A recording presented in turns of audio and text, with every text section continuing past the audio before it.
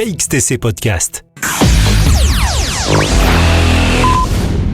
Le samedi 28 et le dimanche 29 mai 2022, à l'Estac, à Marseille, dans les Bouches-du-Rhône, aura lieu le printemps du polar. Nous avons demandé à Patrick Coulon des précisions complémentaires sur cette manifestation. C'est le 4e printemps du polar cette année 2022, le printemps du polar de Marseille qui se tient à l'Estac traditionnellement. C'est le 4e et c'est aussi le plus gros en termes de volume.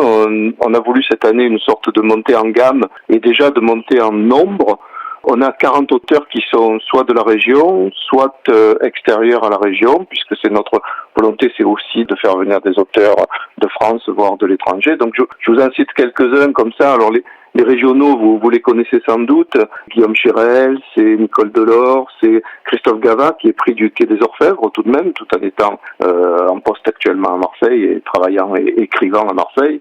C'est Michel Fauconnier, c'est François Tomaso, c'est Alain Seyfried, c'est Bernard Vitiello, c'est Marc Lamola, qui est un policier qui écrit, et ça c'est important pour nous cette année.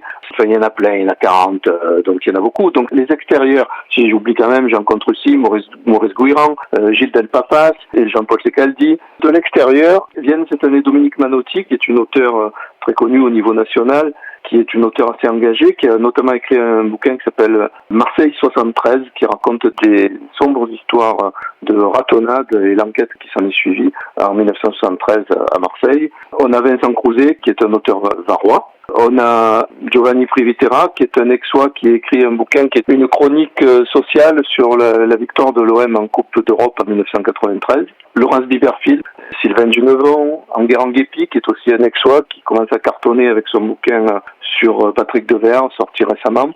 La volonté, c'est de faire un festival qui soit à la fois proche des gens, mais qui soit aussi un festival où on est de beaux et gros auteurs. On a plusieurs partenariats cette année, notamment avec le prix de l'évêché qui vient d'être remis récemment à un auteur suisse, Nicolas Feuz, que nous avons convié à venir, mais qui ne pourra pas être présent car il est magistrat à Neuchâtel et il ne pourra pas se libérer ce week-end-là. Nous avons également un partenariat avec le Crédit Agricole, un partenariat avec la Ligue de l'enseignement des Bouches-du-Rhône. Ça monte aussi de ce côté-là, si vous voulez, ça monte de tous les côtés. Puis c'est la mairie du 15-16 de Marseille qui est à la manœuvre de beaucoup d'aspects également de ce projet.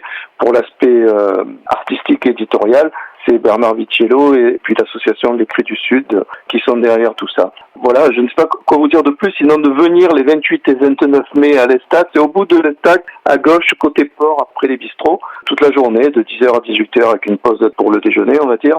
40 auteurs vous attendent, 40 auteurs de polar, puis il y aura aussi des auteurs jeunesse de l'autre côté, à la MMA de l'Estac, avec même un escape game pour les gamins. Ça va être super. KXTC Podcast.